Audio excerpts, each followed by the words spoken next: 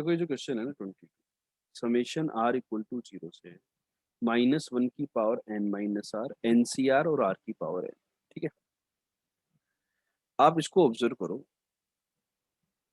कि हम इसको क्या लिख सकते हैं। यहाँ पर देखो मैंने -1 की पावर r कर दी, मतलब इसको मैं ऐसे लिख रहा हूँ r इक्वल टू 0 से n -1 की पावर r NCR, और ये जो -1 की पावर n था ना उसको मैं यहाँ ले गया इसमें। इसमें कोई तकलीफ? इस सम को है ना, यदि मैं फॉरवर्ड डायरेक्शन में देखूं तो ये क्या लिखा हुआ है, 0 डालो, एक बार r का वैल्यू 0 डालो तो 0, 1 डालेंगे तो -1 इंटू NC1 -1 की पावर n, 2 डालो NC2 -2 की पावर n। ठीक है, 3 डालो NC3 -3 की पावर n डालो तो NCN -1 की पावर n और -n की पावर n।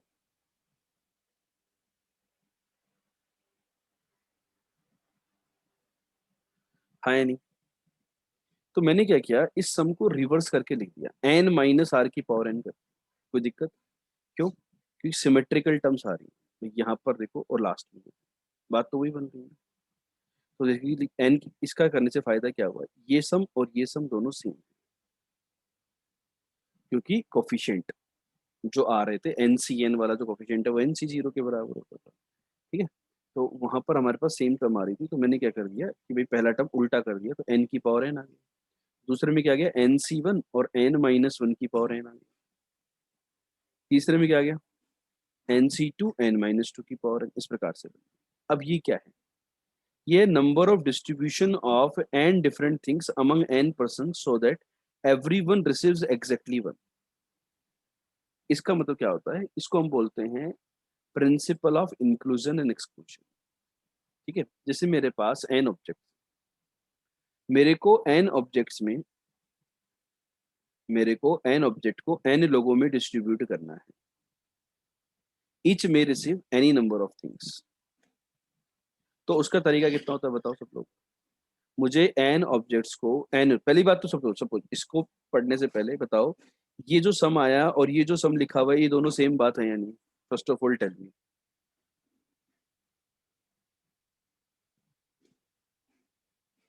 उल्टा करके लिख दिया, मतलब यहाँ पर NCN को NCG मतलब 1 लिख दिया, फिर NCN-1 को NC1 लिख दिया। ठीक है, रिवर्स करके लिख दिया। ये बात क्लियर है क्या? यस और नो में आंसर दो पहले तो। ठीक है, अब मैं क्या कर रहा हूँ, इसको थोड़ा सा जो मैथमेटिकल एक्सप्रेशन है इसको मैं वर्डिंग में कन्वर्ट कर रहा हूँ, कि मैं कह रहा हूँ this expression is equal to number of distribution of n different things among n person. मेरे पास एन ऑब्जेक्ट है, जैसे मेरे पास 5 लोग हैं, 5 डिफरेंट फ्रूट्स हैं, मुझे 5 लोगों में डिस्ट्रीब्यूट करना है such that every one receives exactly one. हर बंदे को एक एक ही मिलना है, मतलब 1 1 एंड ऑन टू फंक्शन हो गया। क्या हो गया, एन लोग हैं और एन ही इधर हैं, इनके 1 1 and onto function count करने हैं। ये बात समझ में आई क्या? एक बंदे को एक ही देना है और सबको अलग अलग भी देना है।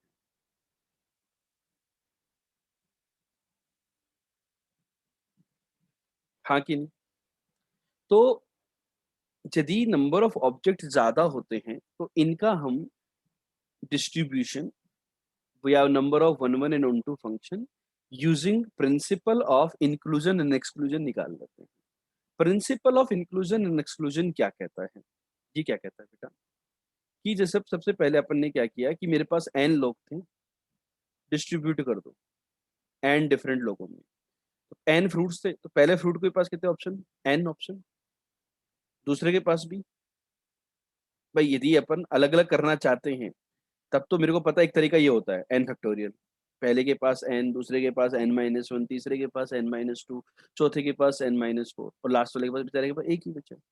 लेकिन यदि मैं दूसरे तरीके से सोचूं इंक्लूजन एक्सक्लूजन क्या कहता है कि पहले आपने कोई भी विदाउट एनी कंस्टेंट डिस्ट्रीब्यूट कर दिया, विदाउट एनी कंस्टेंट डिस्ट्रीब्यूट कर दिया, दैट मीन्स एन की पावर एन आएगा कि नहीं आएगा, यस और नो में आंसर दो। पहला वाला पार्ट क्लियर है क्या? हाँ या नहीं? जिनको भी डाउट था, ठीक है, एन की पावर एन आ गया। इसमें से वो केसेस माइनस किए जब किसी एक को एन सी वन, किसी एक को सिलेक्ट किया और मल्टीपल मिल जाए, मतलब रिमेनिंग जो है वो एन माइनस वन जो है वो एन लोगों में डिस्ट्रीब्यूट कर, किसी एक का फिक्स करिए ये मिलना है, फिर अब एन माइनस वन लोगों में कैसा भी डिस्ट्रीब्यूशन, मतलब अपन ये नहीं करते कि जैसे कि A union B union C निकालते हैं, तो क्या करते हैं, n A plus n B plus n C minus repetition वाला का हटा देते हैं, दो दो वाला, फिर वो तीन वाला ऐड कर देते हैं। तो इसी प्रकार से एन लोगों में क्या होता है, आपने सब कुछ कर दिया, तो सब कुछ कर दिया तो एन की पावर एन में एक केस तो वो भी आ गया जो हमें चाहिए, सबको एक एक मिला। लेकिन कुछ ऐसे केस भी आएंगे कि किसी दो फ्रूट किसी एक के पास चले गए, तीन फ्रूट एक के पास चले गए, तो हमने क्या किया, किसी एक को सिलेक्ट किया, एक का पास भाई एक को तो एक ही जा रहा है, बाकी सबको कैसे भी जा सकता है, तो उसका डिस्ट्रीब्यूशन ये हो गया। फिर दो को हो गया भाई, दो को ऐसा हुआ, तो इसको बोलते हैं इंक्लूजन एक्सक्लूजन, इंक्लूड करते जाओ एक्सक्लूड करते जाओ, ये जो प्रोसेस होता है इसकी वैल्यू इसी के इक्वल हो। ये बात क्लियर हुई?